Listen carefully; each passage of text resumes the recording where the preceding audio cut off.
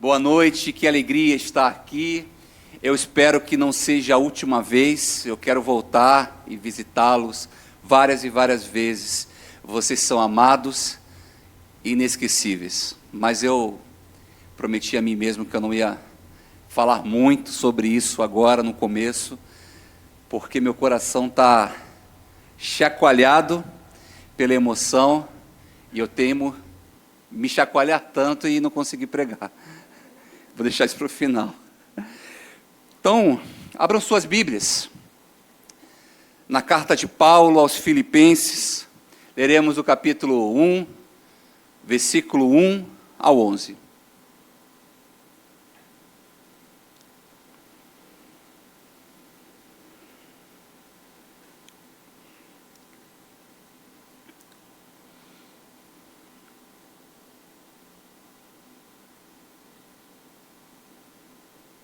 Assim diz a palavra do Senhor. Paulo Timóteo, servos de Cristo Jesus, a todos os santos em Cristo Jesus, inclusive bispos e diáconos, que vivem em Filipos, graça e paz a vós outros, da parte de Deus, nosso Pai, e do Senhor Jesus Cristo. Dou graças ao meu Deus por tudo que recordo de vós, fazendo sempre com alegria súplicas por todos vós, em todas as minhas orações, pela vossa cooperação no Evangelho, desde o primeiro dia até agora. Estou plenamente certo de que aquele que começou boa obra em vós, há de completá-la até o dia de Cristo Jesus. Aliás, é justo que eu assim pense de todos vós, porque vos trago no coração, seja nas minhas algemas, seja na defesa e confirmação do Evangelho, pois todos sois participantes da graça comigo. Pois minha testemunha é Deus, da saudade que tenho de todos vós, na terna misericórdia de Cristo Jesus. E também faço esta oração, que o vosso amor aumente mais e mais em pleno conhecimento e toda a percepção, para aprovardes as coisas excelentes e serdes sinceros e inculpáveis para o dia de Cristo, cheios do fruto de justiça, o qual é mediante Jesus Cristo, para a glória e louvor de Deus. Assim diz a palavra do Senhor. Feche seus olhos, vamos orar. Pai amoroso, louvado seja o seu nome, Pai. Entregamos agora nossos corações, nossas mentes, nosso corpo, Pai. E clamamos a Ti que caia por terra toda a distração, que a Tua palavra seja guardada em nossos corações, que enquanto ouvimos a Tua voz, a Tua graça, o Teu amor, a esperança e a misericórdia sejam derramadas aqui sobre a vida do Teu santo povo, Deus. Que Teu Espírito Santo venha nos avivar, Senhor, que o Teu nome seja louvado, honrado e engrandecido neste momento, até o fim, em nome do Senhor Jesus. Amém. Você já conheceu alguma igreja que marcou tanto a sua vida, mas tanto a sua vida, que se tornou inesquecível para você? Que marcou tanto a sua vida, que mesmo em meio a tristezas, mesmo em meio à enfermidade, mesmo em meio ao luto, ao lembrar dessa igreja, o seu coração sorri, o seu semblante muda, a paz toma o teu coração, as memórias surgem, você chega até mesmo a se arrepiar. Você tem assim uma igreja inesquecível para você? O apóstolo Paulo tinha.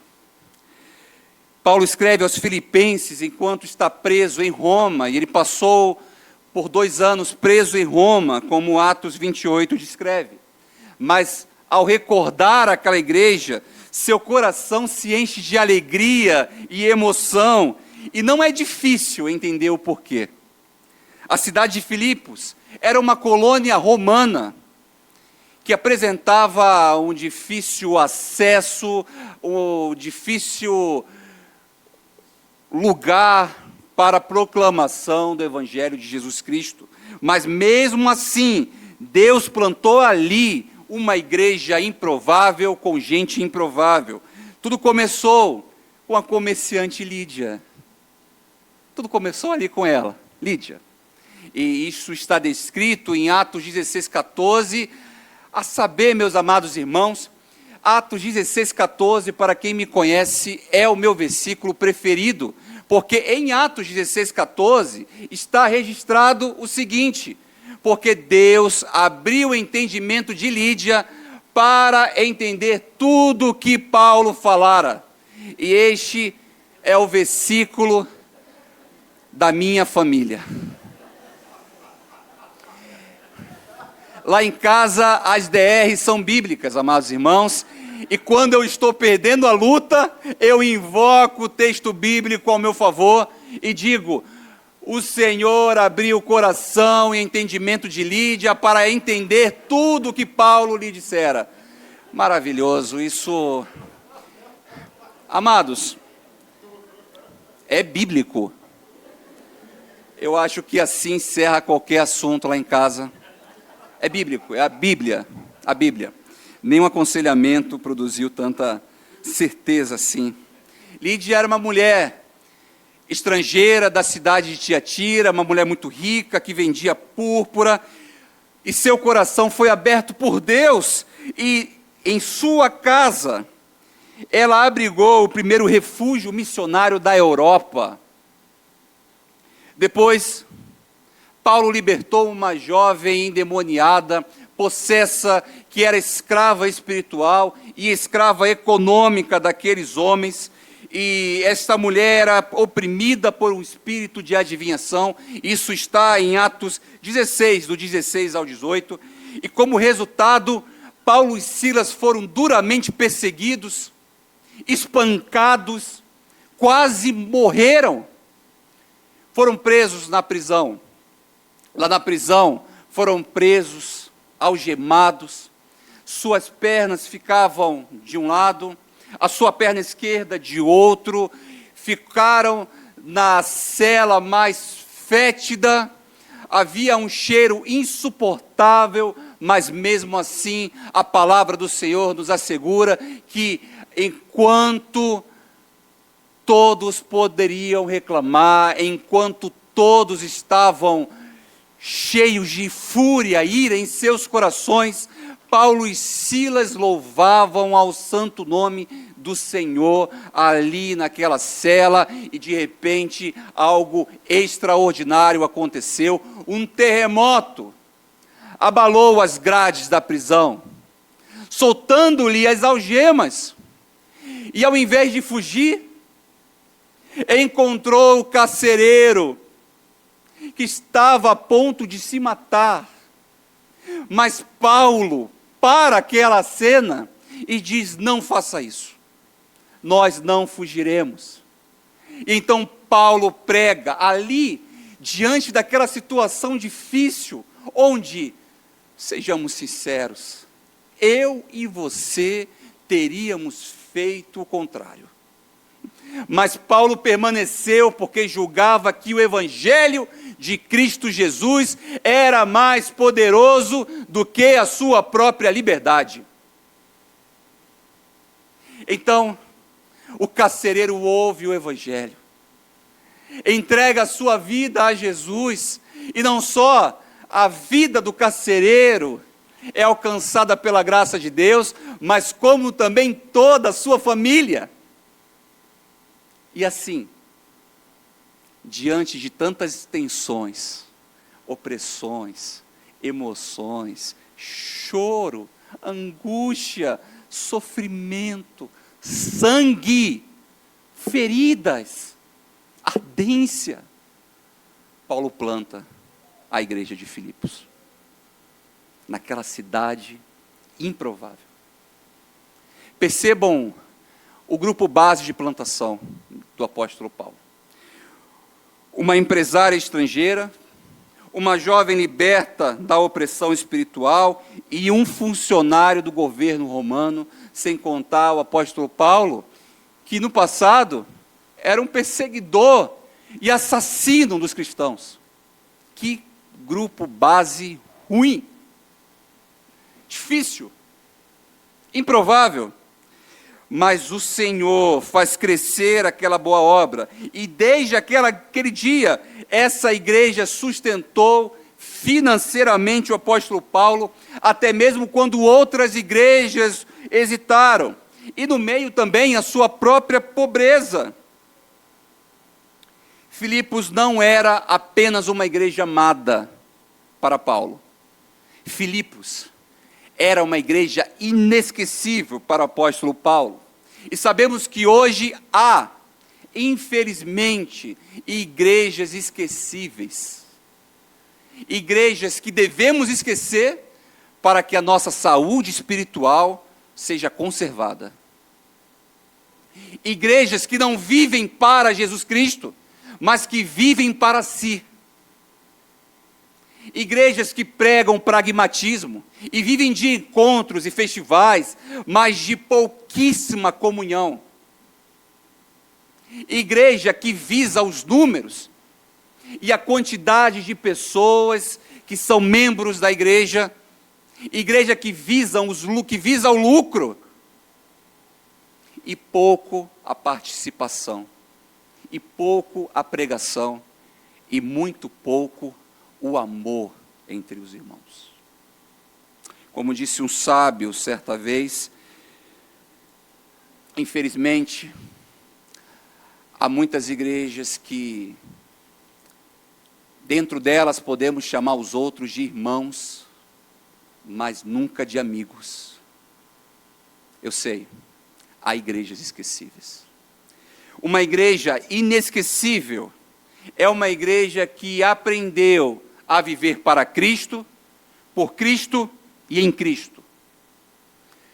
Como nós hoje, amada Igreja Presbiteriana Unida de São Paulo, podemos ser essa igreja marcante? Como nós hoje podemos nos tornar inesquecíveis? Como isso pode acontecer? E a primeira verdade que o texto nos apresenta é que devemos viver a partir da nossa identidade em Cristo Jesus. Amados irmãos, eu sei que o reverendo Cássio pregou um texto belíssimo hoje em 1 Tessalonicense, e vocês podem procurar também, se quiserem se aprofundar mais sobre o texto, no YouTube, e coloque assim: uma igreja inesquecível, reverendo Roster Guimarães Lopes. E aí eu tomei emprestado do reverendo Roster este título, mas estou expondo um capítulo, um trecho diferente hoje. E vocês perceberão, ao decorrer da pregação, que vai se parecer muito com aquilo que o reverendo Cássio disse, porque Deus é assim. Não há acidentes para Deus, dizia J. Packer. Deus é assim. Deus quer falar com a sua igreja. E Ele vai falar hoje, talvez, da mesma maneira que falou de manhã a nós. Estejam com corações abertos. A primeira verdade que o apóstolo ensina é que devemos viver a partir da nossa identidade em Cristo. Isso está no versículo 1 ao 2. Paulo e Timóteo, servos de Cristo Jesus, a todos os santos em Cristo Jesus, que estão em Filipos, com os bispos e diáconos, graças a vós outros e paz da parte de Deus, nosso Pai, e do nosso Senhor Jesus Cristo. Irmãos, intencionalmente, em sua saudação, o apóstolo Paulo inclui a sua teologia e lembra à igreja quem de fato ela é.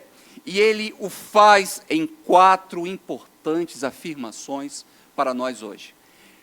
Primeira afirmação que o apóstolo Paulo faz é que a igreja de Cristo é uma comunidade de servos. Ele diz: Paulo e Timóteo, servos de Cristo Jesus.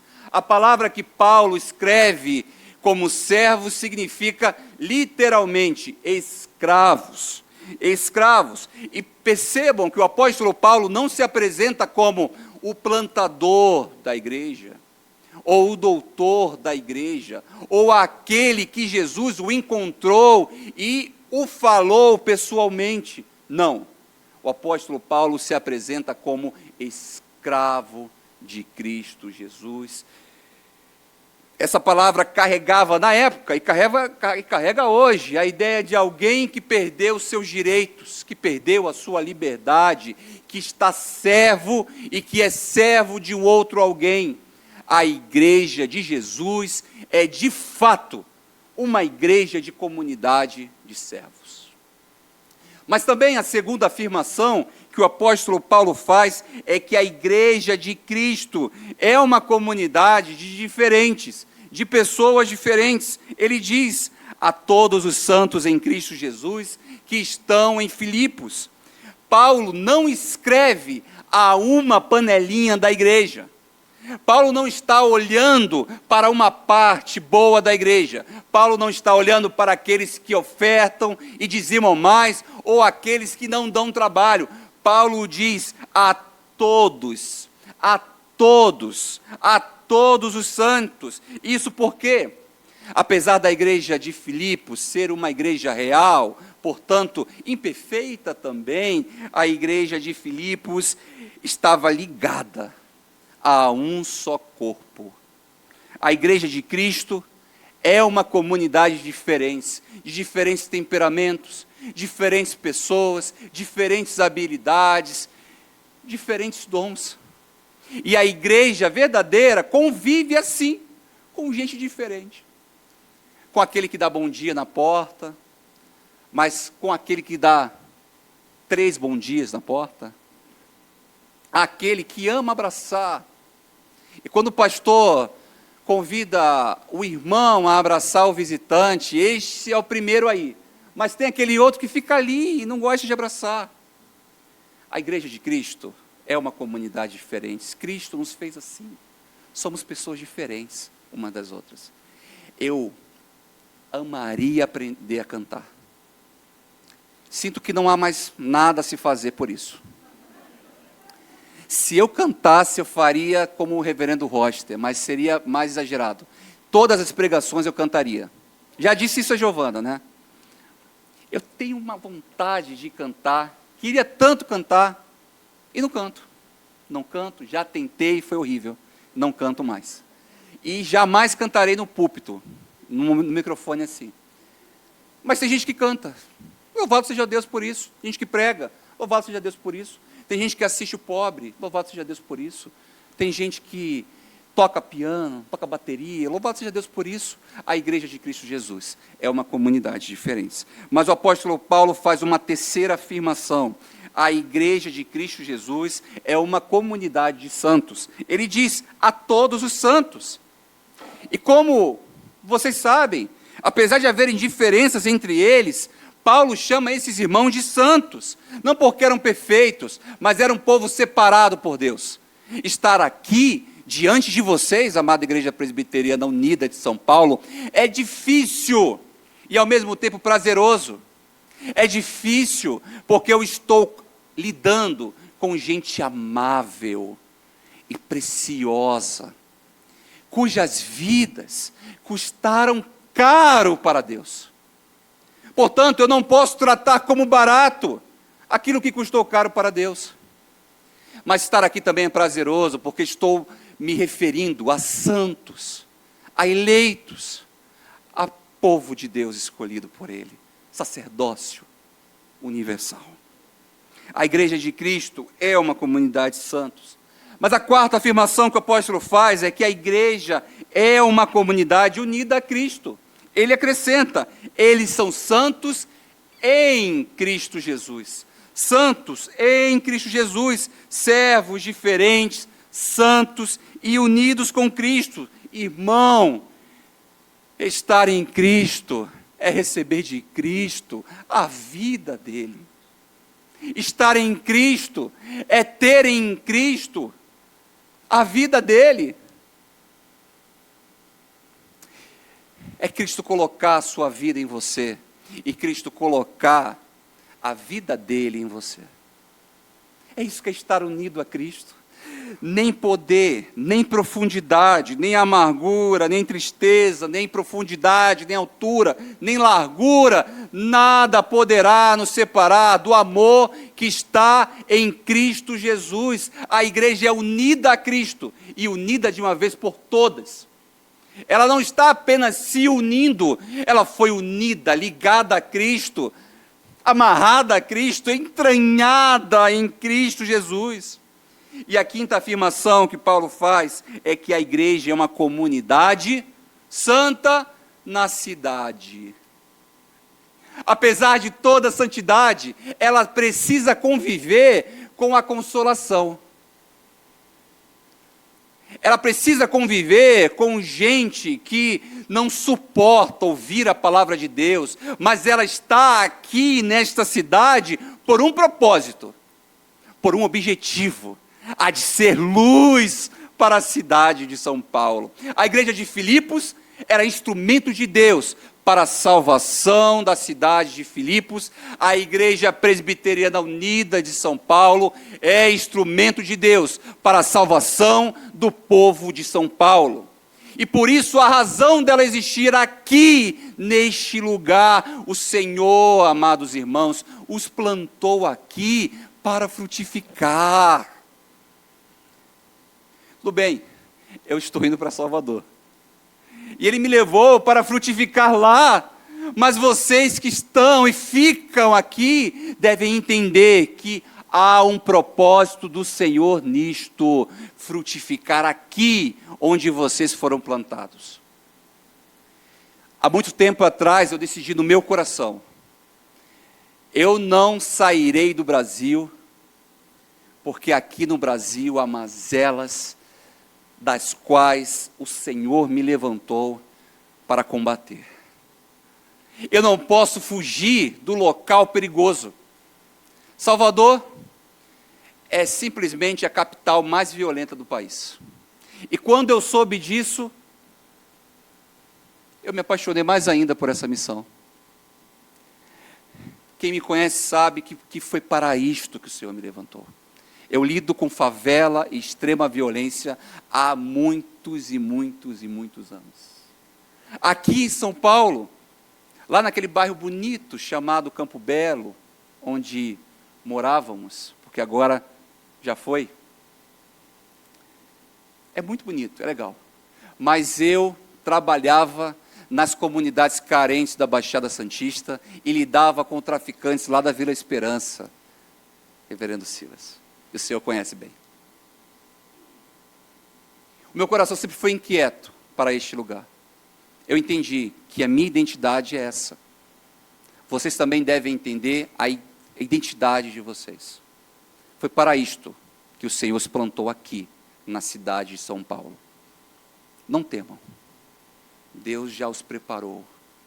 Deus já colocou tudo o que é necessário para pregar, para evangelizar, para invadir e para aterrorizar o reino das trevas. A Igreja Unida de São Paulo tem um propósito aqui, é uma igreja aqui, mas a sexta afirmação é que a igreja é uma comunidade organizada. Paulo disse com os bispos e diáconos, a liderança, a organização, igreja sem organização, comunidade em casa, congregando Cristo em casa. O Senhor levantou bispos e diáconos para te abençoar. O Senhor levantou bispos e diáconos para cuidar do seu coração. É uma igreja organizada e há um corpo aqui de oficiais organizados e prontos para cuidar de você. É por isso que esta é uma igreja inesquecível. E por fim, a igreja de Cristo Jesus é uma comunidade de graça e paz. Graça e paz é o ponto de partida, a graça, que é favor imerecido. Todos nós estamos aqui porque fomos alcançados pela graça. Mas a paz é o que o Senhor coloca em nossos corações. É esse sentimento de completude, é esse sentimento de calmaria, é esse sentimento que nos faz levantar pelas manhãs e saber que Deus está conosco, vivo entre nós, e que o seu nome será exaltado naquele dia. A igreja é uma comunidade de graça e paz. Essa é a nossa identidade, e é daqui que tudo começa aí. O Jesus crucificado e ressuscitado é o verdadeiro dono da igreja. Ele é o centro da nossa vida comunitária, e sem ele aqui, isto seria apenas um ajuntamento, mas com ele aqui, hoje o Senhor nos chama de corpo. Sem a presença de Cristo, ajuntamento. Com a presença de Cristo, o meu corpo. Vocês estão no corpo dele. Vocês estão nele. Vocês estão ligados a ele. Deus os fez assim, apesar de suas imperfeições. Deus não errou quando colocou você onde colocou. Deus não se enganou com a sua história. Deus não perdeu o controle da sua ligação.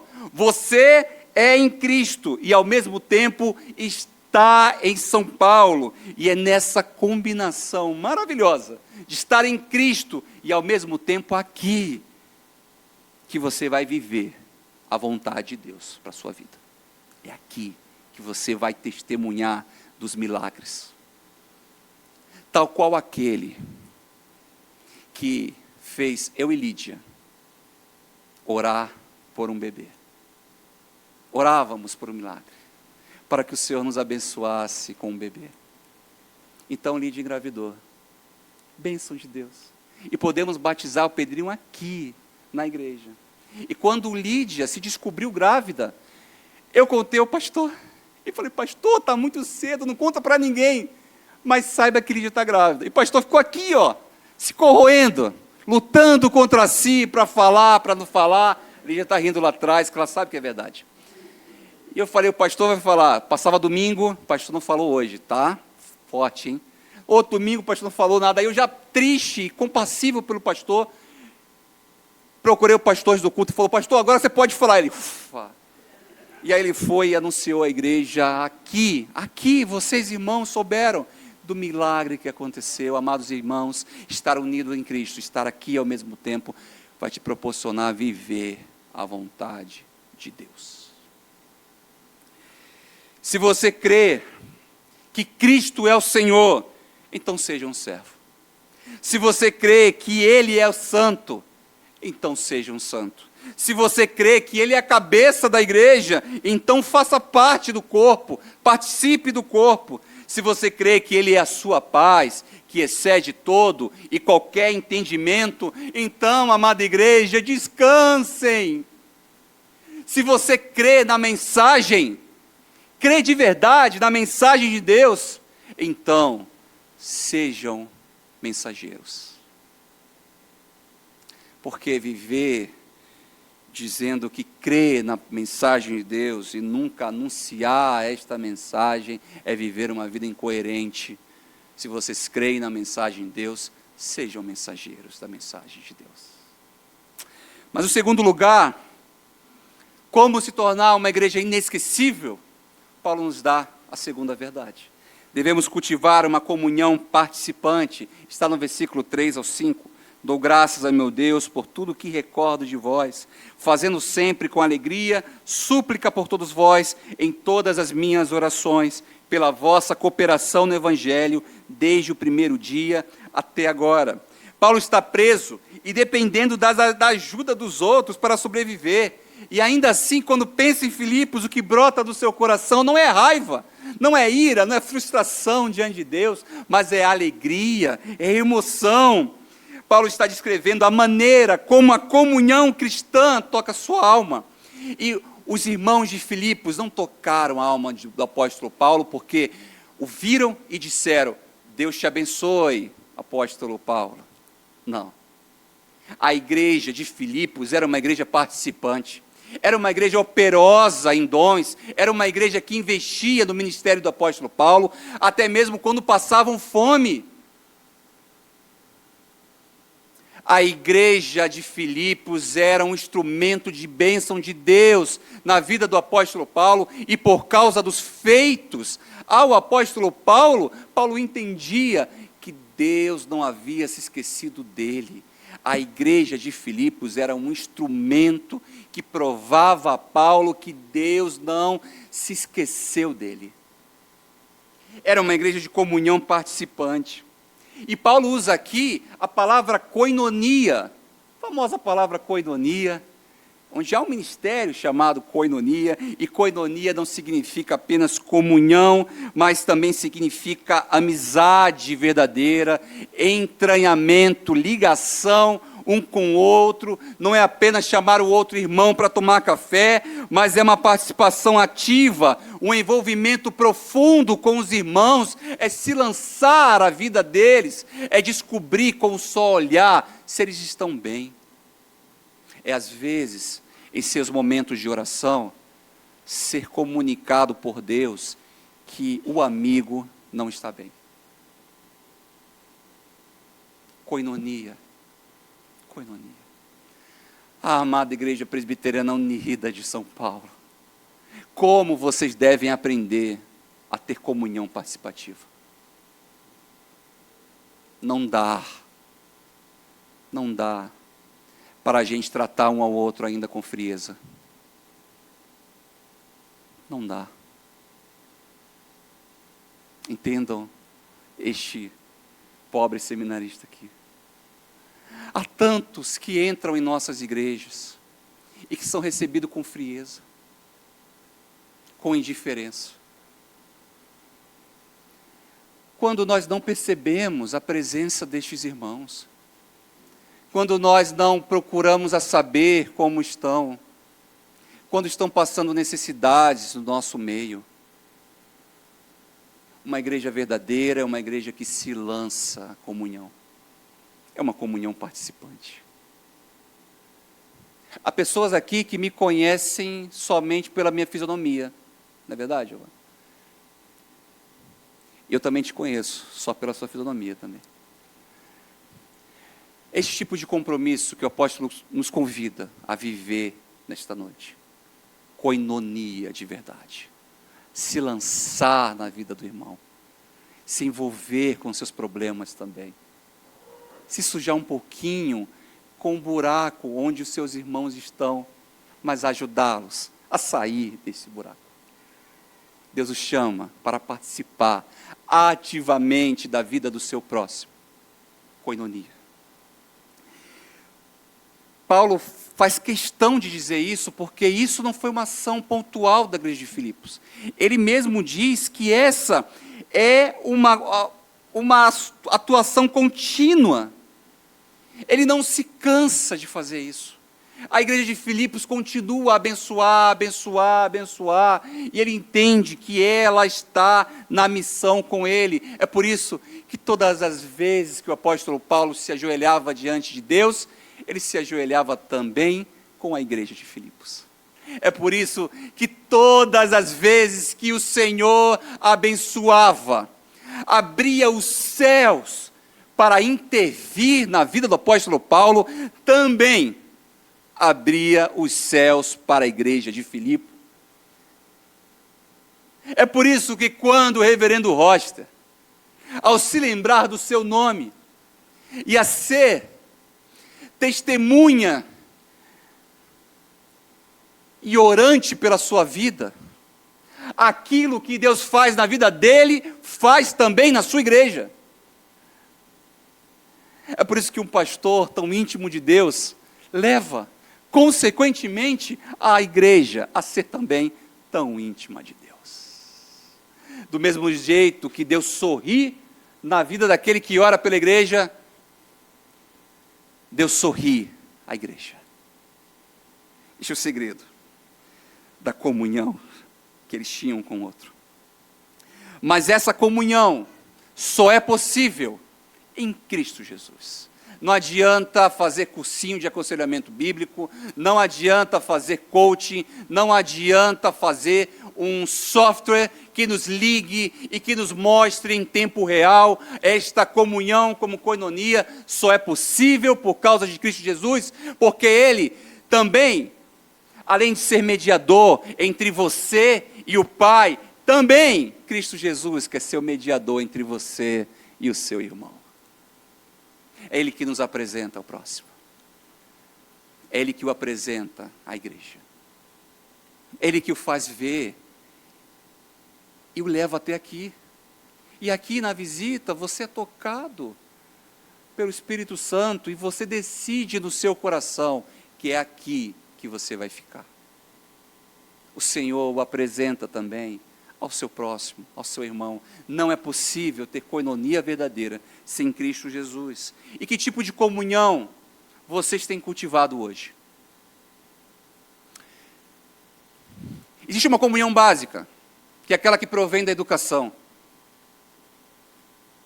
E muitas vezes, uma igreja é tida como fria ou como não fria, porque falta-lhe educação ou lhe sobra educação. Isso significa que o porteiro deve, diante do seu contato, receber sempre pela manhã, bom dia, Deus o abençoe. Isso significa que o diácono precisa também receber da sua gentileza, ele não é seu funcionário. Isso significa que você deve tratar os outros com educação. Mas isso significa que você deve ser zeloso na casa de Deus. Amados irmãos, amanhã eu estou indo embora, posso falar com tranquilidade. Guarda o carro na garagem que nós temos, no estacionamento que nós temos. E ao descer do carro, Pedrinho vai à frente, porque criança de 2 anos faz tudo correndo. A minha sogra de 75 anos de idade faz tudo devagar. Eu não entendo isso. Pedro saiu correndo e disse ao porteiro, ao que guarda, na verdade, ali os carros, os nossos veículos. Bom dia! E ele virou para mim e disse assim, este é o primeiro bom dia que eu recebo nesta manhã. A garagem estava lotada, pastor. Lotada de carros. E uma criança de 2 anos deu bom dia ao guardador, aquele que cuida dos carros. Esta é a acusação de Deus a vocês. Sejam, em nome de Jesus, acolhedores e hospitaleiros. Alguns irmãos, eu fui trocar uma palavra agora, quando eu estou indo embora, porque estávamos aqui convivendo, mas nunca tínhamos conversado um com o outro, e nós nem somos uma igreja tão grande assim. Não é verdade? Isso é uma tristeza para nós. É uma acusação a nós. Sejamos participantes na vida dos nossos irmãos. Uma igreja inesquecível é inesquecível porque deixou marcas de amor no coração do seu irmão. Eu não esqueço jamais. Quando eu era pequenininho, com 6 anos de idade, minha mãe me levou à igreja presbiteriana 13 de maio, na cidade de Aracaju. Meu pai militar, eu gaúcho, e todo mundo, minha mãe carioca, todo mundo muito de vários estados. Minha mãe me levou lá para conhecer a igreja, e a gente passava uma dificuldade tremenda. O pastor observou aquilo e passou a nos entregar uma cesta básica. Eu fiquei tocado por aquilo.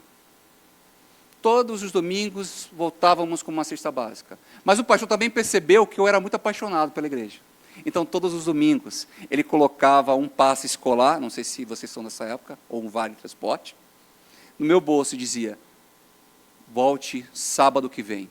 Então eu voltava sábado que vem para o culto jovem, adorava o Senhor Deus. Os filhos dele me levavam até a sua casa, dormia lá do sábado para o domingo. Domingo de manhã tomávamos café juntos e eu participava do estudo do sermão dele. O pastor nos levava à igreja de manhã, pregava o evangelho, depois me levava para almoçar na casa dele. Passava a tarde inteira ouvindo elaborar seus sermões. À noite, voltava para a igreja com ele, no culto à noite. E no final de tudo, ele dizia, volte sábado que vem. Não à toa. Quando próximo, ainda da fase jovem, à fase adulta, eu quis ser 2 coisas na vida. A primeira, advogado, porque ele era advogado, e fiz direito. A segunda, pastor, porque ele era pastor. E hoje estou indo para a Bahia. Uma igreja que é vó dessa igreja, da igreja que eu fui. E olha que coisa interessante, o pastor já falecido, ele provavelmente não sabe as sementes que plantou no meu coração, mas se ele não tivesse se lançado a mim, Se ele tivesse subestimado aquela criancinha, talvez hoje eu teria ódio ou teria repulsa a ouvir a palavra de Deus. O pastor me entregou a cesta, e é salutar lembrar, eu fundei uma ONG, e já entregamos cerca de 90 toneladas de alimentos a comunidades carentes. E todas as vezes que alguém pegava a cesta básica da minha mão e demonstrava vergonha, eu dizia, eu sei como é que é isso, eu já estive no seu lugar, mas eu creio, em nome do Senhor Jesus, que isso vai virar, e você vai estar aqui, doando também alimentos a outros. Eles se alegravam por isso. Por quê? Testemunho do pastor, que se lançou e que fez da minha família um alvo do amor de Deus. Coinonia frutifica. Quem sabe daqui não sairão mais pastores. Quem sabe daqui não haverão mais igrejas. Quem sabe daqui não haverá um avivamento que transbordará pela cidade de São Paulo e pelo nosso país. Quem sabe daqui não sairá o próximo presidente, Igor. Quem sabe daqui? Continue a plantar na vida dos irmãos. Deus é o Deus da seara. Terceiro lugar, devemos confiar que Deus completará a sua boa obra. Como se tornar uma igreja inesquecível? Deus completará a sua boa obra, e aqui há um dos versículos mais lindos que há em toda a Bíblia.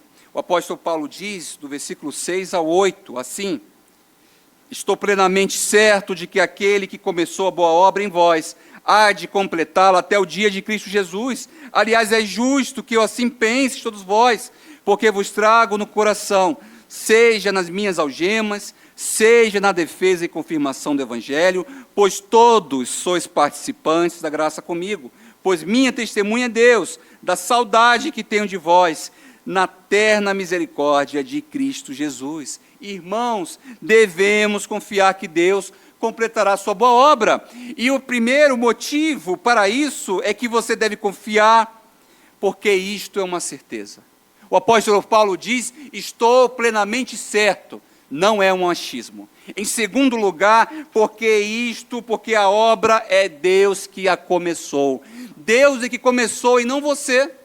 Não depende do seu esforço, não depende do quanto você dizima, não depende do quanto você participa. A obra foi Cristo que começou. Confie na obra de Deus, porque esta obra é uma obra que Deus iniciou. Mas a terceira razão pela qual você deve confiar em Deus é porque Deus é que completará a obra. A obra tem um fim, e o fim é levar todos à plenitude, aperfeiçoar, conduzir até o propósito final. Deus que começou, os levará até o fim. Confiem na obra de Deus, confiem naquele que está dirigindo vossas vidas. E a quarta razão é porque você deve, e a quinta razão pela que você deve confiar é porque vocês estão no coração de Cristo. Ele diz, é justo que eu pense assim de todos vós, porque vos trago no coração, seja nas minhas algemas, seja na defesa e confirmação do Evangelho. Todos vocês se tornaram participantes da graça comigo. Deus é testemunha da saudade que tenho de todos vós, na terna misericórdia de Cristo Jesus. E a palavra terna aqui é entranhas do coração. Confiem que Deus terminará a obra, porque Deus, o nosso Pai, os colocou em suas entranhas. Vocês estão guardados ali, portanto, fiquem em paz. Não é qualquer vento, não é qualquer temporal, não é qualquer terremoto que os expulsará do coração do Pai. E o Pai lhes assegura, isto é impossível, porque uma vez que eu os guardei nas entranhas do meu coração, vocês serão preservados até o fim. Que lindo saber disso. Entranhas do coração de Jesus, na terna misericórdia de Jesus. Louvado seja o Senhor por tamanho amor por nossas vidas. Amados irmãos, se algo que todos nós enfrentamos é um sentimento de incompletude, é possível que você olhe para o seu coração hoje e veja uma obra inacabada. E é salutar também olhar para si e se descobrir que você não é tudo isso que você pensa ser. É salutar. Mas não é você que sustenta essa obra, é Deus. Deus que está lhe sustentando. Aquele que começou a boa obra é fiel para terminar. O mundo pode olhar você e enxergar projetos quebrados, mas Deus olha e vê o seu filho em você. Você pode saber que você é imperfeito, mas diante do Pai, o Pai, ao ouvir a sua voz, Ele ouve não o seu tom de voz, mas o tom de voz do seu filho amado. E por causa do seu filho, Ele os ouve, Ele os atende. Confie nessa obra. Mas por último, para nos tornarmos uma igreja inesquecível, devemos crescer em amor. O apóstolo Paulo diz no versículo 9 ao 11, e também faço esta oração, que o vosso amor aumente mais e mais em pleno conhecimento e toda a percepção, para provardes as coisas excelentes, e serdes sinceros e inculpáveis para o dia de Cristo, cheios do fruto de justiça, o qual é mediante Jesus Cristo, para a glória e louvor de Deus. O desejo do apóstolo Paulo é que a sua igreja cresça em amor, mas não só cresça em amor, mas que ame melhor. E ele nos dá algumas características deste amor. Primeiro, o apóstolo diz que é o amor que transborda, o amor que não é um amor qualquer, mas é um amor que transborda a outros, um amor que não fica só em si.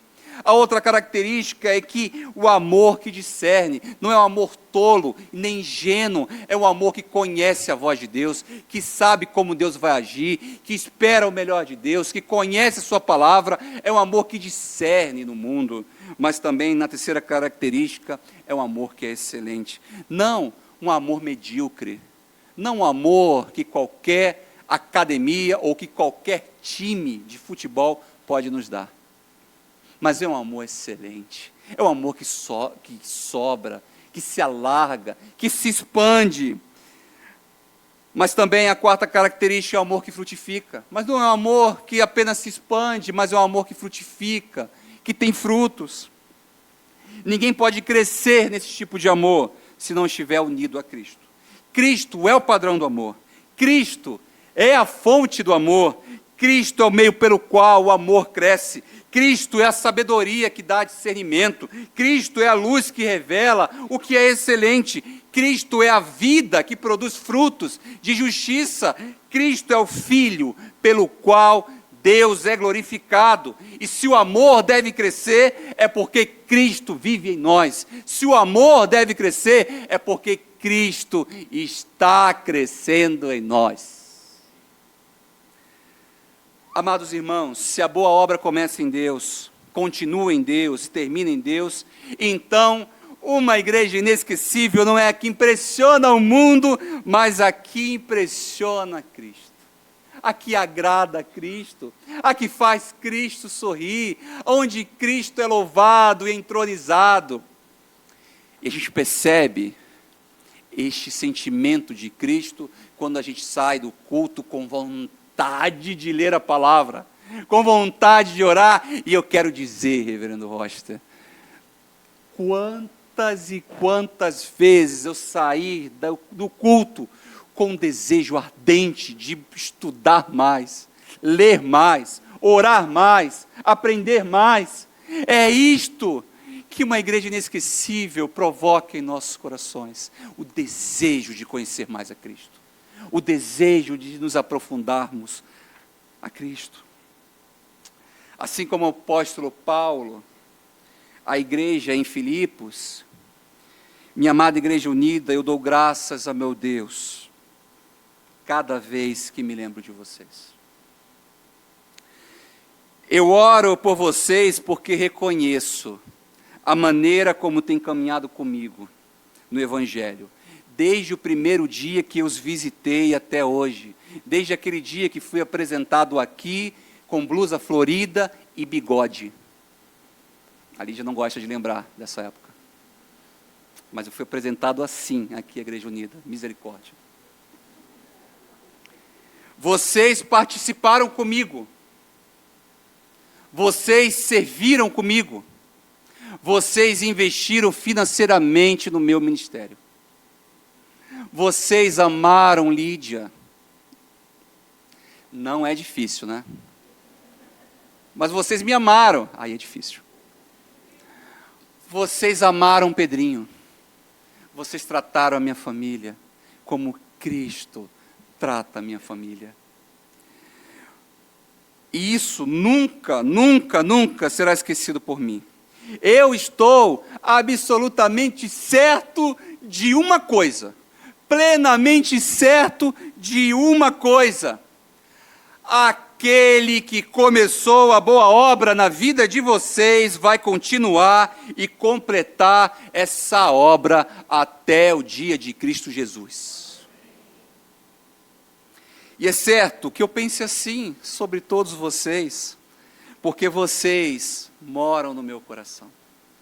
Vocês estão nas entranhas de Cristo Jesus. Deus é testemunha da saudade que eu já sinto de vocês. Uma saudade marcada pelo cuidado, pela mesma ternura e pelo mesmo amor que encontramos, somente encontramos em Cristo Jesus. E esta é a oração que eu faço por vocês, minha amada Igreja Presbiteriana Unida de São Paulo. Que o vosso amor cresça. Que o vosso amor cresça cada vez mais e mais, mas não de qualquer maneira, que cresça com sabedoria, que transborde, que haja maturidade espiritual, para que vocês saibam escolher o que realmente importa e vivam de modo sincero, íntegro e irrepreensível até o dia de Cristo Jesus. E que vocês sejam encontrados cheios de fruto da justiça, fruto que só pode ser produzido por Jesus Cristo, para que em tudo Deus seja glorificado e louvado na vida desta tão amável Igreja de Jesus. Que vocês continuem a viver em Cristo e para Cristo. Que o Senhor, Bárbara, continue a fazê-los uma igreja bíblica, unida e relevante, e que vocês fiquem nela até Jesus voltar, em nome do Senhor Jesus. Amém.